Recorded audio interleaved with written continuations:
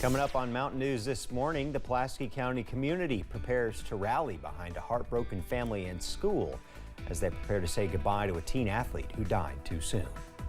And a string of reports and complaints leads to a more active police presence in downtown Hazard as officers work to keep the community safe. Dedicated to Eastern and Southern Kentucky, this is WYMT Mountain News This Morning.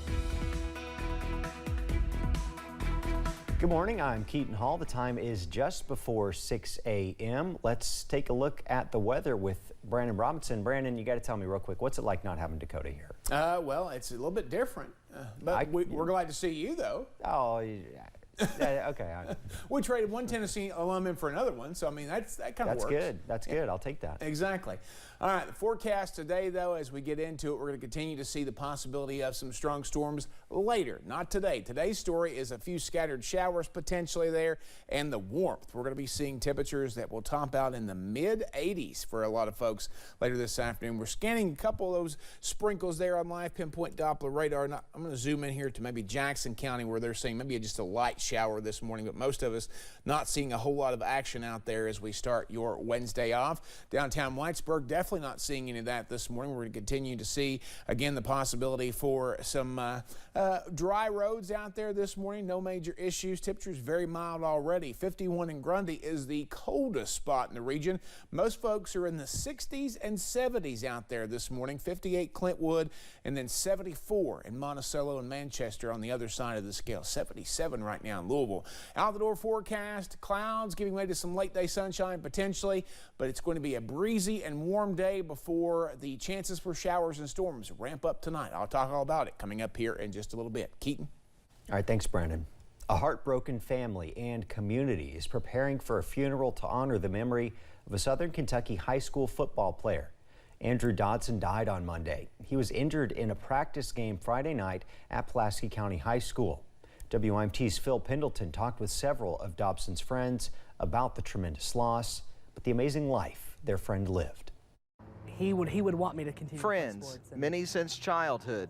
Hard to believe the times they shared can already be described as a lifetime. It's heartbreaking, you know, you never expect it, especially somebody so young and just playing a game, but we all miss them, and I wish I could just hang out with them one more time. Andrew Dodson was just 17, playing a game that he loved during a scrimmage, a routine play and a routine practice, leading to something so unforeseen. Well, I know I'll still play sports, and I'll carry him with me whenever I do play sports. One of the largest indoor facilities in Pulaski County will be having both the visitation services Thursday night and Friday morning and the funeral on Friday morning at 11 o'clock, and that's the Center for Rural Development. Those services will take place on Good Friday, leading up to Easter. His family says it's fitting that day comes as they celebrate his life, and they look forward to seeing him again. His Lord and Savior, Jesus Christ, and his family probably meant the most to him, and that he carried that with him every single day. His friends say they'll miss his positivity, the happiness, and the passion that he put out, the great times they all shared together. His positive attitude. He was kind of the glue guy in our friend group. Everybody had a positive relationship with him, and I think that will be what we missed most. Pulaski County schools are closed for spring break, but school leaders say counselors are available for anyone who needs to talk. And gathered together like this, something they are encouraging. In Pulaski County, Phil Pendleton, WYMT Mountain News. Andrew's family put out a statement yesterday saying in part, quote, "We are absolutely heartbroken. Andrew was full of life and love. He loved his family, he loved his friends, he loved football, but above all, he loved his Savior." This weekend, we celebrate the resurrection of Jesus Christ. And because of Andrew's faith in Jesus and what he accomplished for all of us on the cross by defeating death through his own death and resurrection, we are confident that we will see Andrew again. Staying in Pulaski County, one couple says someone dumped a truckload of trash near their lakeside home. Michael Watson says he videotaped someone dump a huge load of household garbage in the field behind him. He said the people told him they were filling in a sinkhole by all appearances with household garbage. Then yesterday morning, they noticed the dump was set on fire and continued to burn and smolder all day. The Watsons say they're concerned that the garbage will see runoff into Lake Cumberland, which is near their home. Hundreds of black garbage bags, white garbage bags. There were inner tubes, like big tire-looking inner tubes. There were plastic milk crates. The Pulaski Solid Waste Coordinator says it is illegal to dump garbage in this manner. It says he told the couple to contact the county attorney. The Watsons were also told the EPA was contacted about this. An incident last week involving a Leslie County high school student is causing the Leslie County Sheriff's Office to strengthen its security measures. After an incident with a teacher, a Leslie County high school student was being transported by a school resource officer when the student found and stole the SRO's personal gun that was in his SUV. Police say the student kept the gun hidden in his bag until arriving at the Buckhorn Children's Center.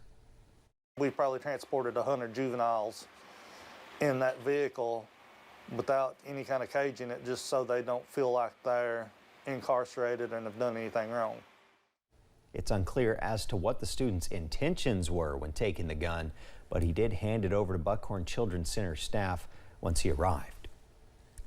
An increased police presence in downtown Hazard has several people concerned about safety in the city. However, city officials are hoping to alleviate some of those fears. WYMT's RJ Johnson has more. Walking through downtown Hazard, you might notice some extra police officers patrolling near Main Street.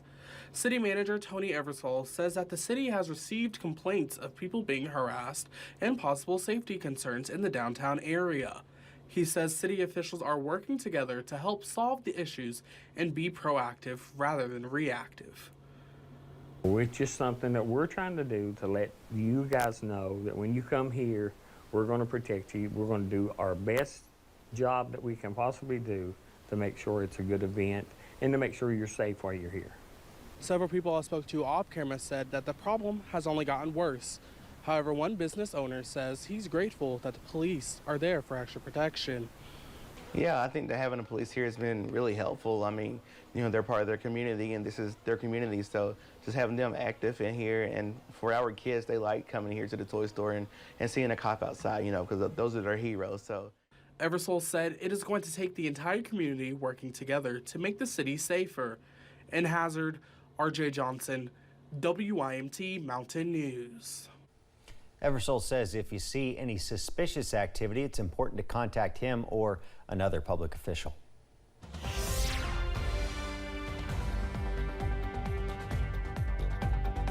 6:06 coming up on 6:07. We are tracking a little bit of rain on live pinpoint Doppler radar, but nothing like what we're going to see later tonight. Now, the timing on that is very fluid, pun intended. We see right now down into parts of Jackson County, and it may not even be reaching the ground down that way, scooting over into Owsley County just a little bit there, over into Madison County, coming along basically down 421. Some possible shower activity, but again, might not be reaching the ground. Whitesburg, again, still quiet this morning. Temperatures 51 in Grundy to 74 in Manchester and Monticello. The trend goes up today, 85 for a daytime high. Now again, this would normally impact, if we were this warm and we had storms closer, it would impact the severity of them, but these will be overnight, and the model's trying to show that, and potentially tomorrow morning as well. We'll have more on that coming up in just a little bit. Keaton? Thank you, Brandon, and thank you for joining Mountain News this morning. More news is on the way. Coming up next, former President Donald Trump is back in Florida after becoming the first former American president ever to face criminal charges. We'll have more details in just a few minutes.